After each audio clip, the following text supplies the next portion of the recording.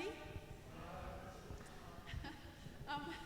It's my pleasure to introduce Lubica Ucnik.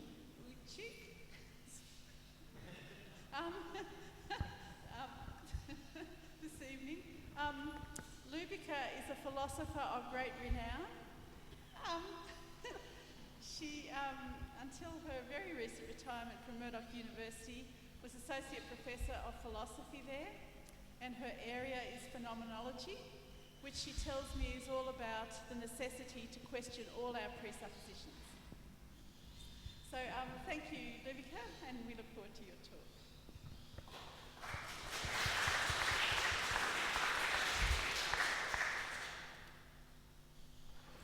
Okay, I'm not muted now? I'm not. Sorry, I think I'm going to read without glasses because I'm blind one way and not the other. Okay, so I'm going to talk today about belief system. I'm following the prescription or description of this series. So I want to talk about belief system relating to how to live well, how a belief system informs our choices and the way we live in relation to others. So first I have to thank Sue Bora for her invitation to present this lecture. And I must admit also that I was very excited about this lecture. So I agreed to it. However, with the wisdom of hindsight, I'm not so sure what to actually say. So let me try to maybe say something and maybe I have nothing really to say. I leave this to you. So the series is described, as I already said, as exploring various belief systems and the guidelines or laws for living in community stemming from this. Well, as a short comment on these 2 points, belief systems and laws for living in community, I can only say that in today's society they are indeed various belief systems, but I would not be able to describe them. Sorry. They have become so numerous and so incompatible that often a map of this system is beyond the scope of this lecture. I would even claim that if possible, it would require a new encyclopedic project. One way to think about these 2 points could be possible under one conceptual umbrella, which could be described as ethics or morality. And even here we run into a problem. We have utilitarian, consequentialist ethics, we have rights ethics, we have Kantian ethics, we have virtue ethics, and so it goes. Depending on the writer and their framework of the system to which they profess their fidelity, we now also have various subsets to these ethical systems. Environmental ethics, animal ethics, now we even have the cloud ethics. Given that my talk is in the domain of philosophy, I might recall the father of phenomenology, Edmund Husserl, who said that instead of one philosophy, we have now many philosophies like flowers in the field. What he, of course, did not consider, and which is appropriate for this series to recognize, is that Christian philosophy has ceased to be the only philosophy as it was prior to the 16th century in Western Europe. This philosophy, or perhaps we should speak of theology, was a belief in one omnipotent, omniscient, and benevolent God. Was a belief in one omnipotent, omniscient, and benevolent God who created the world and humans, and who was a bulwark, so to speak, against relativism, skepticism, and cynicism. He was the unshakable ground of all knowledge. Our human knowledge participated in his knowledge, but it could never achieve the all-encompassing knowledge of everything, which was God's prerogative. What Friedrich Nietzsche announced at the end of the 19th century, that God is dead and we have killed him, it was a posteriori recognition that we have lost the common ground secured by God. Obviously, it was not, of course, the murder of the metaphysical God, God inaccessible to human actions, but an acknowledgement that we no longer have an unconditional faith in God. Another problem we are facing today is that God, the guarantor of human meaning in a changeable world, as well as the guardian of morality, does not speak to unbelievers anymore. And science, which is now the main speaker in our society, have never pretended to address moral life of people. We have become homeless in the world. On the other hand, and recalling the first lecture in this series, it is important to recognize another foundation on which Christianity in the Western tradition was built. And given, of course, that I'm speaking from the philosophy position, in Western tradition it was the Greek philosophy which preceded Christianity and was incorporated and amended by Christianity. And it also seems to me that the Greek philosophers, Socrates, Plato, and Aristotle, struggled with problems similar to those we struggle with today. The issue that Socrates, Plato, and Aristotle made clear for the subsequent tradition was the idea of truth. For the sophist, truth was, as we would say today, an expedient feature of argumentative techniques that was changeable. The sophists then and now have profit of multiplicity of opinions and solutions to sell their expertise to young, rich men in order for them to succeed on their path to becoming politicians. The main purpose of an oration was to convince the demos of the effectiveness of profit solutions. In other words, argumentation was originally constructed as a technique, while truth was irrelevant. Socrates, Plato, and Aristotle introduced a commitment to truth into this deluge of argumentative techniques. In Plato, a defense of truth was tied to the overall idea of the good, and in Aristotle, it was the idea of good life that must coincide with just politeia, with just politeia, where truth would be always secured.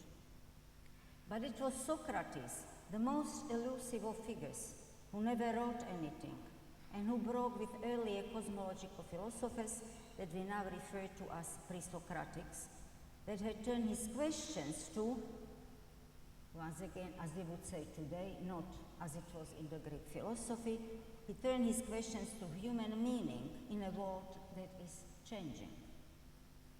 How can we ask questions about piety, justice, arete, if the only answers we have are different answers depending on the person who answers the question? Moreover, Socrates' interlocutors were shown to be blind to the tradition that was in the background of their answers. And of course, to remind you, they were only men in polis. Socrates was trying to devise, by his dialectical method, a way to rethink and confront the old tradition that had become harmful to the new polis. As we know, Socrates also claimed that he is not a teacher. His claim of not knowing underpinned his inquiries. To make his interlocutors aware of the aporia of traditional knowing, and in Plato's narration readers as well, because it was targeted not just to the interlocutors of the discussion, but also to those who read about those discussions. His approach was to question truisms of inherited tradition. As we also know, all his interlocutors excused themselves or simply left before any of the interrogated problems were resolved. But I do want to stress, and many others are saying the similar thing, that the open structure of early Socratic dialogues was precisely to show that there are no solutions when a tradition is collapsing. We all need to think through difficulties of beliefs based on outmoded tradition that had ossified and to which tradition can offer only dogmatic, thoughtless solutions. So the issue really is how to think the truisms that we have inherited. Well, as I said, Socrates and Plato had struggled with the problem of a broken tradition and their fight with sophists who taught young rich men becoming rulers the technique of argumentation. As Socrates asked Thrasymachus, what is justice? Is it, as Thrasymachus insists, justice is the law of the strongest? But if that is the case, how could we live in a polis? How could we live with others in a polis if the law of the strongest is the right of the Thrasymachus, for example? And it's really important to recognize that Thrasymachus' answer is the answer of the archaic tradition, when the actions of heroes such as Agamemnon, we all know them from Homer, Agamemnon and Achilles, were simply fair and just. Whatever they did, it was just. It is in the same order when Socrates asked Euthyphro, who professed to be an expert on gods, if you know about gods, you can tell me what piety is. Are pious things prior to God's loving them? Or it is because gods love things that things become considered pious? As Socrates also asked, and let me cite at length, what are the subjects of difference that cause hatred and anger? If you and I were to differ about numbers as to which is the greater, would this difference make us enemies and angry with each other? Or would we proceed to count and soon resolve our differences about this? And again, if we differed about the larger and the smaller, we would turn to measurement and soon cease to differ. And in the case of the heavier and the lighter, we would turn to measurement and we would resort to weighing, and be reconciled. So, what subjects of difference would make us angry and hostile to each other? Examine, he says to Euthyphro, subjects such as the just and the unjust, the beautiful and the ugly, the good and the bad. Are these not the subjects of difference about which, when we are unable to come to a satisfactory decision, you and I and other men become hostile to each other whenever we do? The issue really is how, in the polis, can we define the common human measure in order for citizens to understand, debate, agree or disagree with reasons presented. And once again, to remind you of the similarity of a broken tradition then and now. Are today's solutions offered by mathematics, data, algorithms, preferable to the uncertainty of public debate? The problem of a collapsed tradition and the way to confront it goes to the beginning of Western philosophy. Today we also struggle to give a clear answer to those questions. What is the just and the unjust? What is the beautiful and the ugly? What is the good and the bad?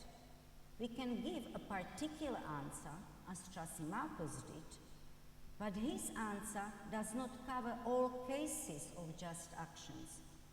It is not fair and just for everybody.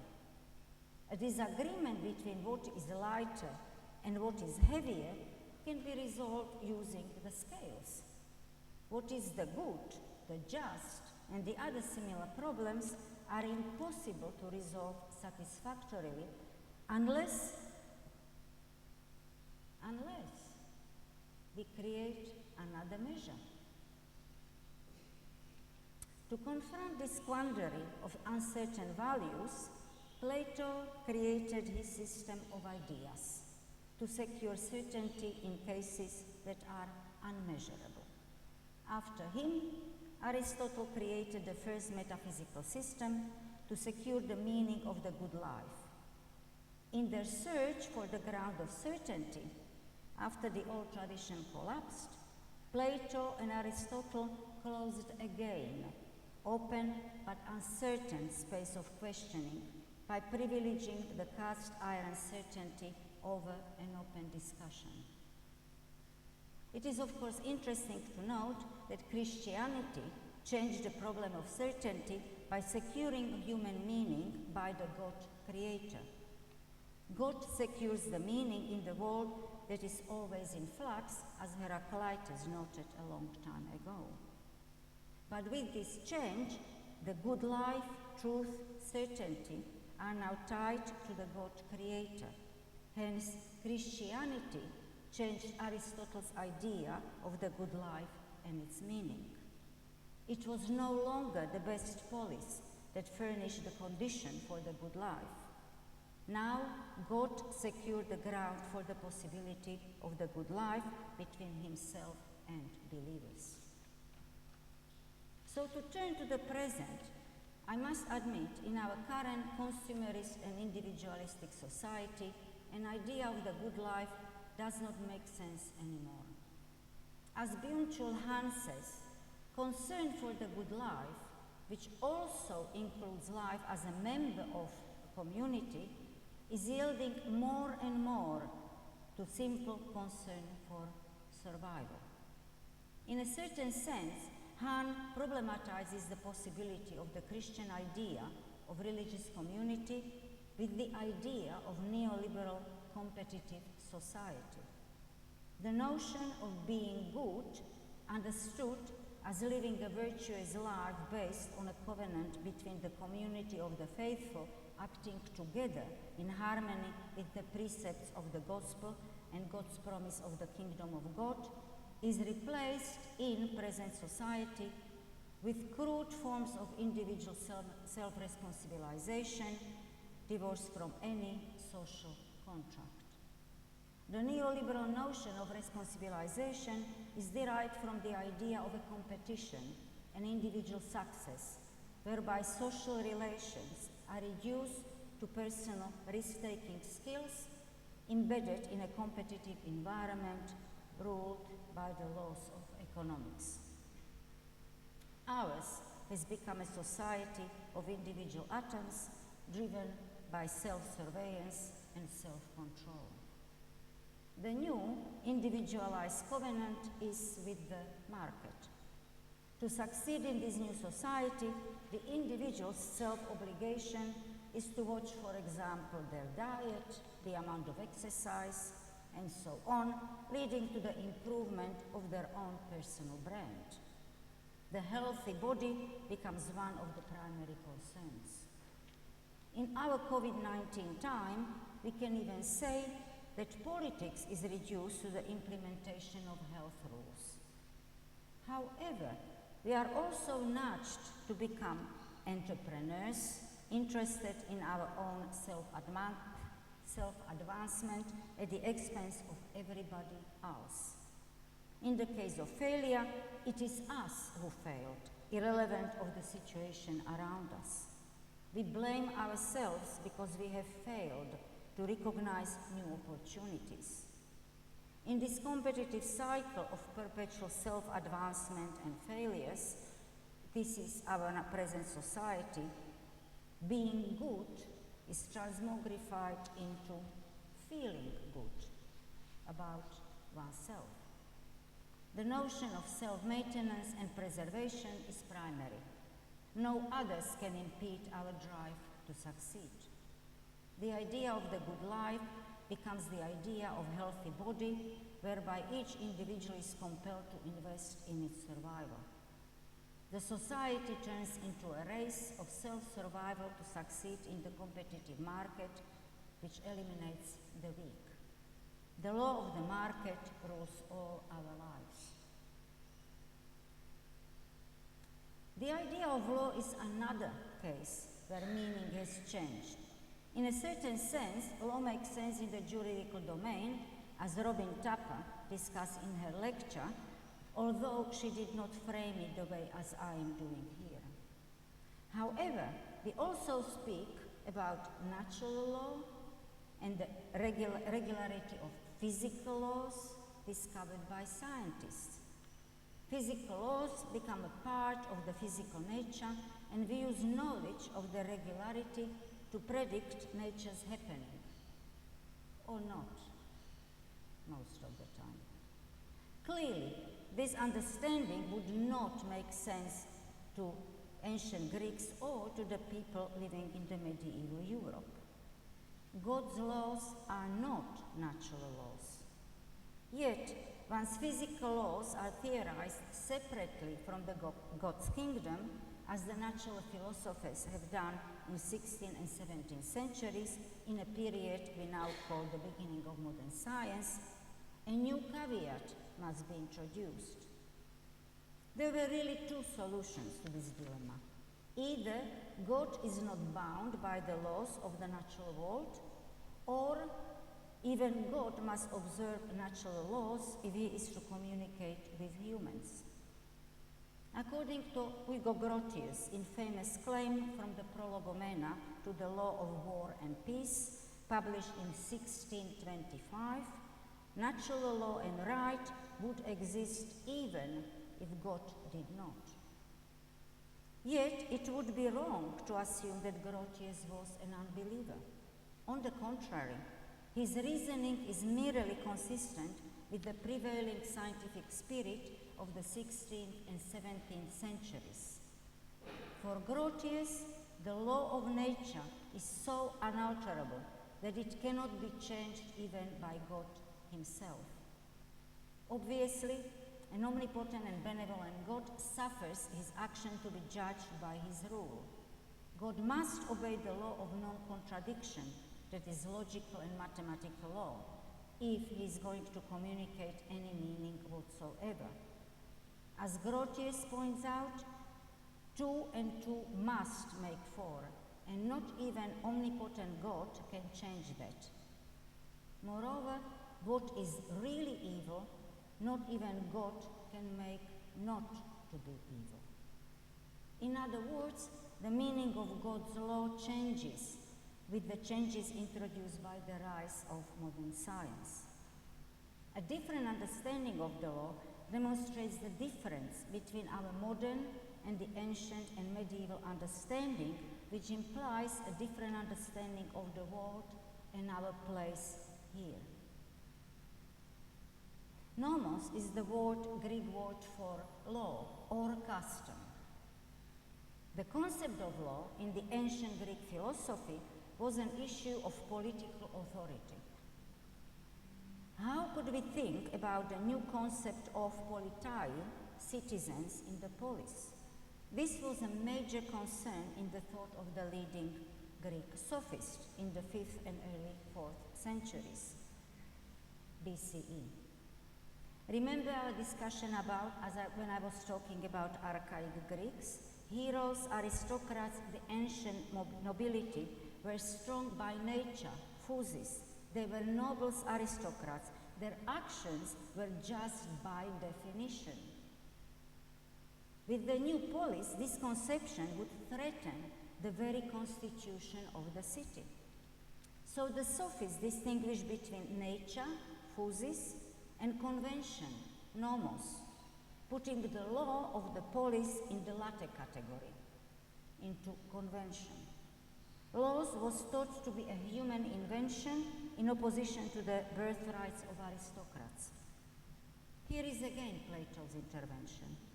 If laws are conventional, it would seem then that laws are also arbitrary and therefore coercive.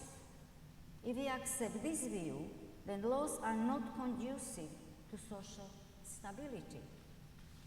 Again, here Plato. He states that nomos is not a convention, but it participates in the idea of nomos, law, that is unchanging and which we can discover through dialectic, as Socrates had done. Or to put it differently, through the process of reasoning, we can approach the immutable idea of nomos that must inform our moral conduct and the laws of the state. Once we reach this stage, laws could be formulated for a specific politeia, because the idea of nomos secures them. This dichotomy between the Platonic idea of law and the sophist idea of conventional laws was never really resolved. Recall here again Grotius as an example of thinking at the beginning of modern times. Writing his Commentarius in Thesis 11 between 1607-1609, he asserts that opinion on the rights and powers of princes are quite plainly at odds among themselves, because they accommodate the law to suit their chosen parties. And the problem of sophism, privileging convention over the idea of law, also underpins Alexander Koire's claim presented in 1945. For Alexander Koire, to let convention rule over people without laws is a recipe for tyranny. To philosophize and to concern oneself with laws, and to concern oneself with politics is one and the same thing. It means to wrestle with the sophist and defend city against tyranny. This is the problem of our times as well. Recall the use of law in terms of rights. The right to control over one's body in the latest iteration. Supposedly it is the right to wear or not to wear a mask, as demonstrators in Melbourne asserted, or not to be vaccinated, although nowhere has the state asserted compulsory vaccination. It is an expression of the individualistic version of society where others have simply ceased to matter. To wear masks as a protection from others, as well as a protection of them from you, is irrelevant. Now, feeling good by not wearing a mask, for example, becomes then right to do what one desires to do, irrespective of others. Instead of moral guidance, self-care regimen is offered in the overabundance of self-help books. Yet no self-help book or self-care regimen aimed at the individual human capital of aspiring entrepreneurs will cure the problem of our present-day situation where we live. So let me continue with the puzzlement relating to the statement, what it means to live well. As I have tried to show above, the times we live now are the times of another change in our understanding of the world. We can either erect another secure system that will profit to give us a guidance in our lives, but then again we might end up with tyranny. Or we might return to the idea of the open space for questioning as Socrates did. Yet the problem of our times, of course, is that the open space of questioning today is in the form of the internet.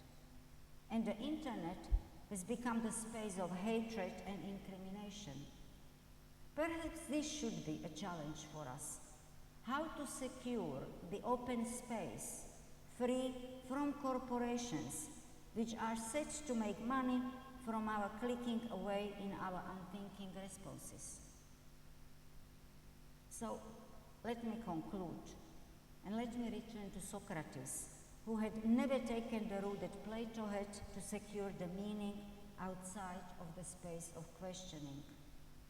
Socrates aimed to make people think and question their inherited beliefs. In opposition to sophist teaching, he has never offered solutions, but encouraged his interlocutors to travel through words. In other words, to think and realize inconsistency between their different beliefs. The issue then and now is to protect the open space of questioning. Only then As Hannah Arendt suggests, thinking can become dialectical and critical because it goes through this questioning and answering process, whereby we constantly raise the basic Socratic question. What do you mean when you say justice?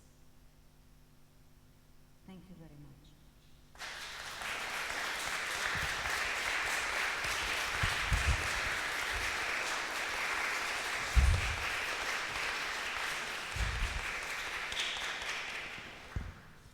Thank you, Lubica.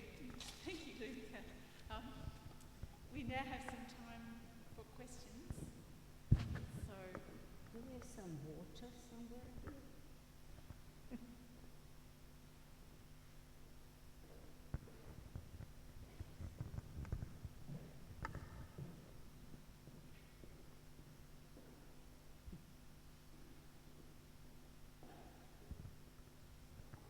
any questions? Any questions at all?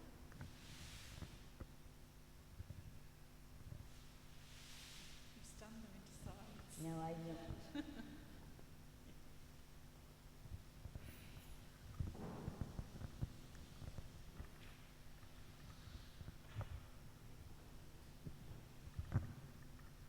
Lubica, as you know, I'm a philosopher also. I do know that. And it's not, my question is not really a philosophical one, it's more about what place do you think philosophy has in reality in our world? It is, after all, a very small discipline, and most people never really encounter philosophers or philosophy. So your story was kind of like making a parallel between the ancient world where philosophy was in the centre of the city, and yet we live in a world where that doesn't seem to be the case. What is your picture of this situation? Well, the first I would say that without Socrates it would not be any philosophy in the middle of the city, and of course we recognize that afterwards. Oh, sorry, okay. I said without Socrates there would not be any philosophy in the middle of Athens, I suspect. But my other issue is it really that there has to be professional philosophers and the rest of us? And I think this is my problem, and this is, I think, we were somehow reduced through the institutionalization of philosophy and other kind of critical disciplines, yeah, which are now even going to be eliminated from, as we know, from university. I think we need to break through this. And I think my answer is, before when somebody asked me, what are you doing? And I said, philosophy. And the always answer was, what are you going to do with it? In our world is only, what are you going to do with it?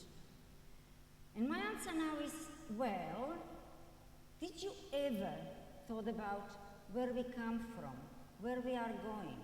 What is this about this war that is happening around us? And every one of you, I bet, would say yes. I think we are all in certain ways philosophers in that regard. We need to ask questions, but that space somehow we don't have. We have always this kind of latest, this is why I'm so, technology gives only solutions. We've got environmental problem, so we are having solution, more technology. Why we don't start actually asking questions about our everyday life, about what we do? And I think there is still hope that we can open that space. I think it's ideal, but I do hope that we somehow can do that.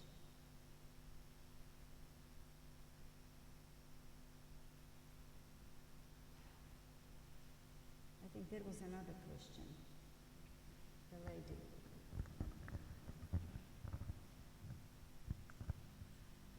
Would you like to comment on how you feel that philosophy informs theology? Sorry, how do you feel? How philosophy can inform theology? Philosophy, sorry, the second word? Inform. Philosophy. Absolutely not. No, I just said that Christianity, Western Christianity is built on two pillars, yeah? This is the Old Testament and Greek philosophy. There is the matter of historical record, if I may say so. But it's not informed. It was, as I said, it was changed through tradition. It's very different than what Greek philosophers were saying.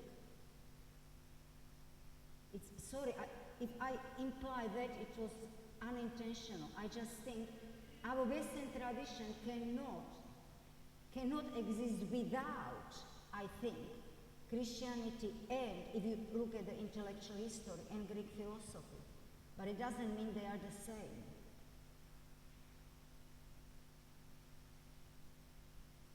Did I answer your question?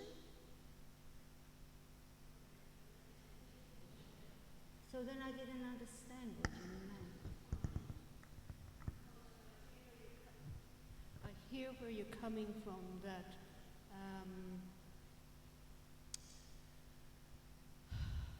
Christianity does draw upon Greek philosophy, yes. And obviously the Greek philosophers thought differently to Christians.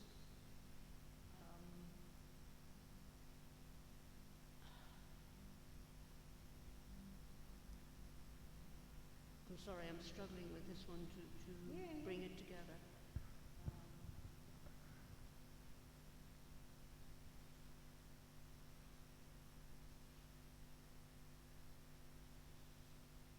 Because I think as Christians we do also need to draw upon the past to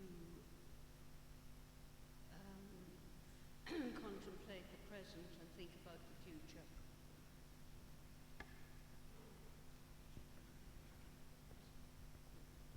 Sorry, again? No, I'm actually interested in time. Could you repeat it?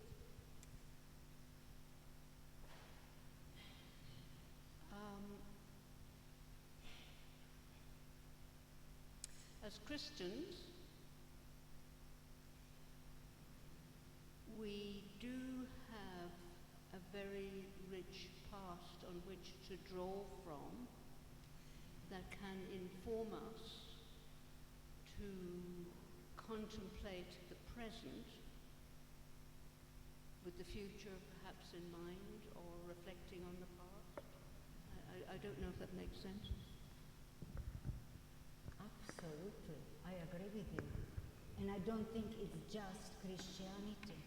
In certain ways, it was the same thing in the Greek thinking. It was the, in a way, Enlightenment as well. I think what is the problem right now is that we actually have no past and no future. It's the present which directs everything what we are doing, and it's the present of the technology, internet, etc. We live in a permanent present, and this is something which is absolutely terrible. Because I think we do need to have past to inform our present and to think about future. We can't do anything about the future, but knowing the past informs our present. Absolutely agree with you. Yes. I told you I'm interested in time.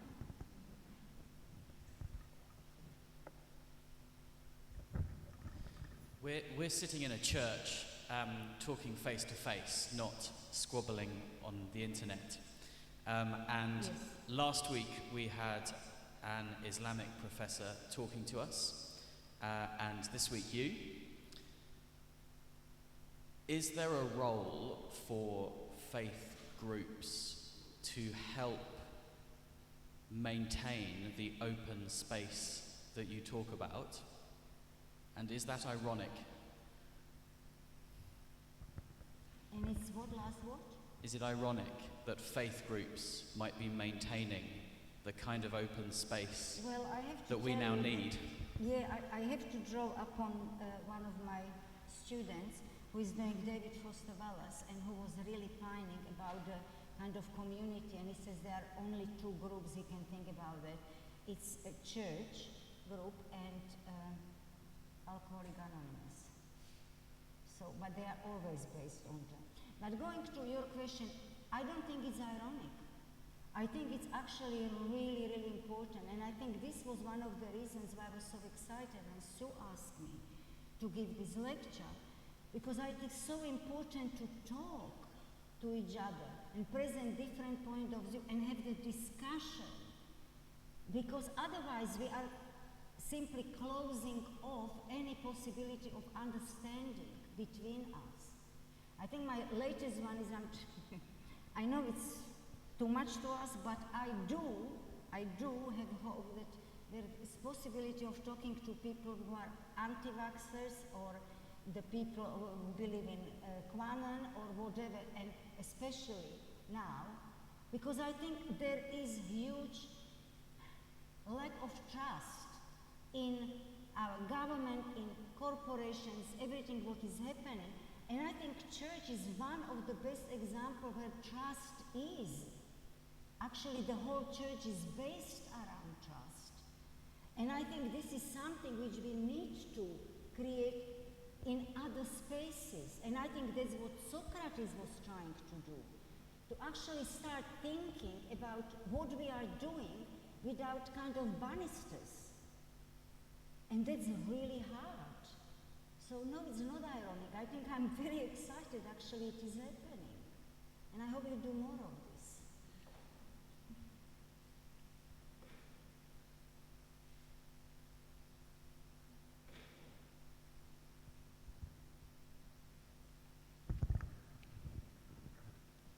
Any other questions? I scared them. I always scare people.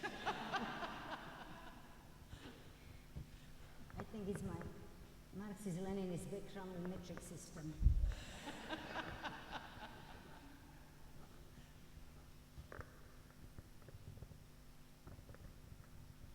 I think you want to ask something, don't you?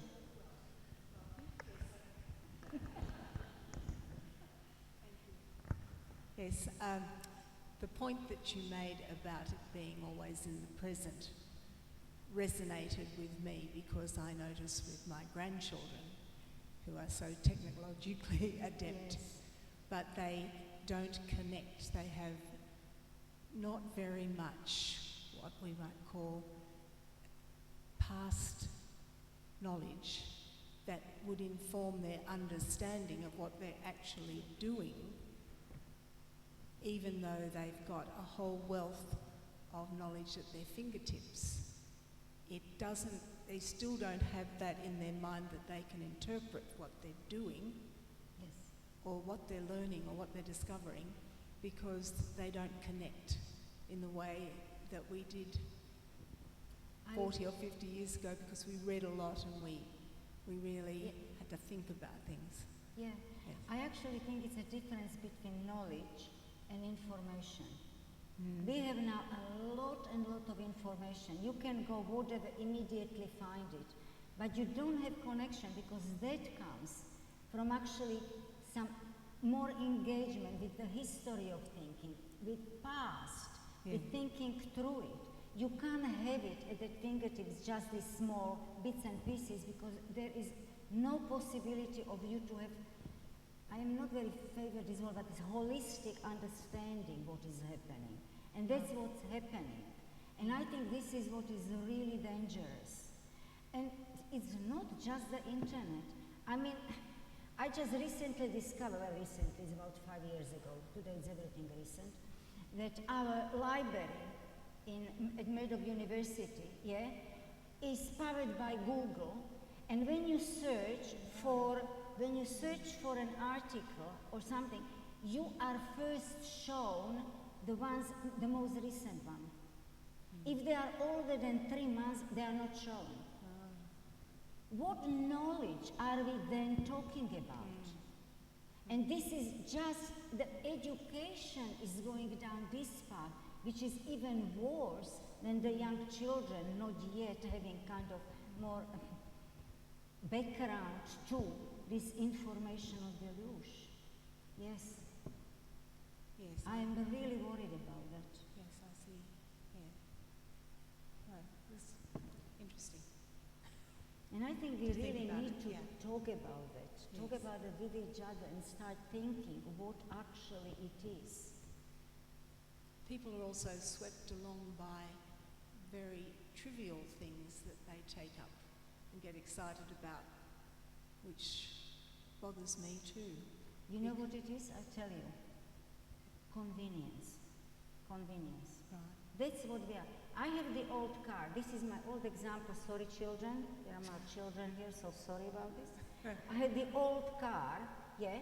When you go and open window, yeah, to kind of hang Oh, you, yes, yeah, whatever, yes, yeah. What is wrong with that? Now you can't have it. Everything is on buttons. I push the button, it goes up, it never stops. I want to. Why buttons? Why do we have to have buttons? Exactly. It's convenience. Everything is based on this convenience, and I cannot see how this could be changed because we are all guilty of it. We are all guilty. In smaller or lesser, whatever, bigger extent, we do like this convenience. But with that convenience, we lose more than what we gain. And I think this is something which ought to be discussed. Thank you for your question. So,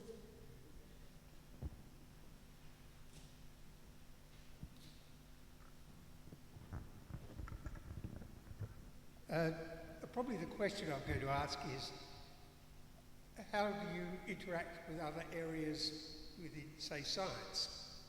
Now, I was going through university, mathematics, physics, chemistry, and after that lectured in computing. And some of the things with mathematics, there was all about infinity, but that was never actually taught at university. It was later on, went into the bookshop and just happened to go the opposite direction and found there was a section on philosophy where you had things like Russell and Whitehead, there was von Quine, those sorts of things. So, obviously, that wasn't even talked about within the mathematics. Within computing, Chomsky, it's used, some of his concepts are basically used, but it only gets a slight mention. Other things. Where the real area, I think, is that comes out these days is within science, scientists and philosophers. Now, for instance, the philosophy of what is the scientific method is basically not taught. I came through a university course, nowhere in that course, even with physics and chemistry, was they really talking about what is the scientific method. There's a few key words that will get thrown around. Later on, I did sort of find out that, yes, there's some Popper? Karl Popper? Yeah. And I think it was Wittgenstein, that before him, who have... Karl, could you maybe ask? He's doing PhD on precisely this topic. Yeah. So what I'm getting at there is, amongst academics, how well do we actually share our knowledge to understand, say, some things like what we really mean by the scientific method.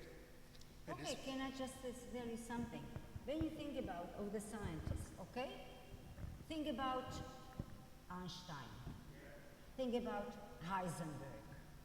Think about Schrödinger. Who else, Kyle? Planck. All of them knew what they were doing was metaphysics. It was metaphysics, it was not physics. They do know that. Why? Because in those days you had philosophy and science in your education.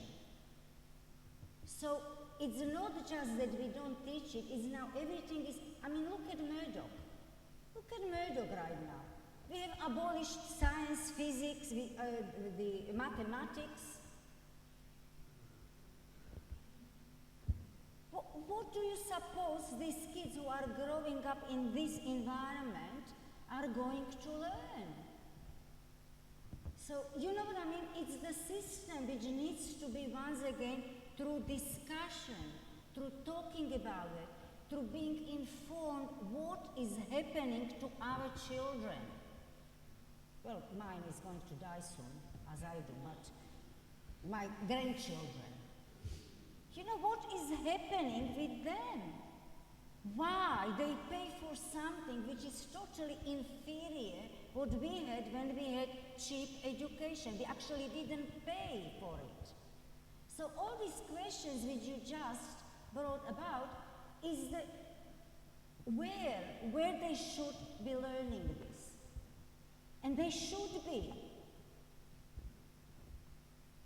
Sorry, I'm very excited when I talk about the university because I think it's just appalling what is happening. Yeah.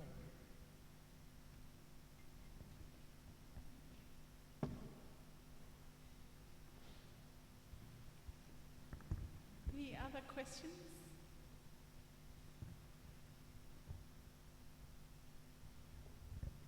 My question is, given the neoliberalism and all those values, which I think are not values, how do you resist it? Given what? How do you, neoliberalism and the so-called values that they have, how do you resist it? We can sit around in discussion groups and I we can tell you. We can see, you know, the downside of things, but this is how the world works at the moment, and people have to keep their jobs. It's not just job. Job is one thing. We do have to keep it. There is one book, if you want to learn about neoliberal, it's very big, very big. It's Philip Mirovsky, and it's called Neoliberalism, how neoliberalism survived the financial crisis, or something like that, yeah? There is a chapter which is called Everyday Neoliberalism. Yeah? I am reading it and I'm thinking, I am resisting it. I have my ways, I don't have to subscribe to this. Every step of the way I am right there. It's the common sense, it has become common sense of all of us. And it's really frightening. 40 years. 40 years they changed our way of thinking, how we think about the world, how this happened. And it happened because we don't talk to each other. We don't point out what is happening. We don't start questioning. 2008, everybody says neoliberalism doesn't work. Oh, cemented in. Now with the COVID-19, we all thought finally it's going to something changed. Did you hear recently from, 40,000 jobs promised by the government, that 66 were created? The most money goes to the fossil fuels corporations. How is it possible? How they can do these things to all of us, which hurting us, our children, our grandchildren? There has to be space to talk. There has to be space we can start saying these things. Okay, I am not going on barricades, sorry. I am not a revolutionary. But just talking about things and start questioning. This is why phenomenology is so important. To start questioning our everyday common sense and start seeing on what it is based. Why we don't question it?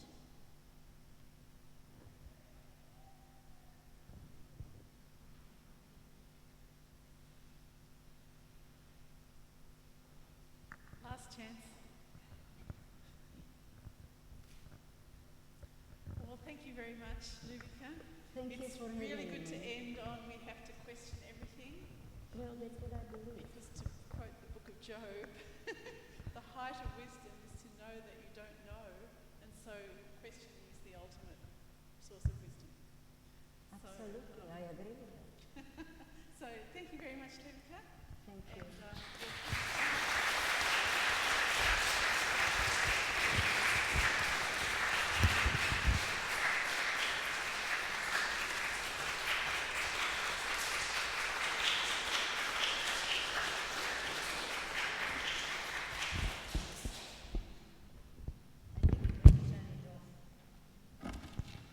Thank you, everyone. I'll say goodnight. And thank you all for coming and engaging with these 5 wonderful lectures. That concludes our Lenten journey in terms of our reflection and our look at how to live well from various different perspectives. This talk, like all the others, will be on YouTube from tonight, tomorrow morning, and the link will be circulated on our email list. If you don't get our emails and you'd like to get this link, then do give me a shout and I'll make sure you get the email. Otherwise, we now plunge into the next journey that we have, our journey through Holy Week and Easter. And thank you to all our speakers, 2 of whom are here tonight, for helping shape our Lenten journey and prepare us to engage so fully with the journey of Holy Week and of Easter. Thank you all, and good night, and see you all very soon, I'm sure.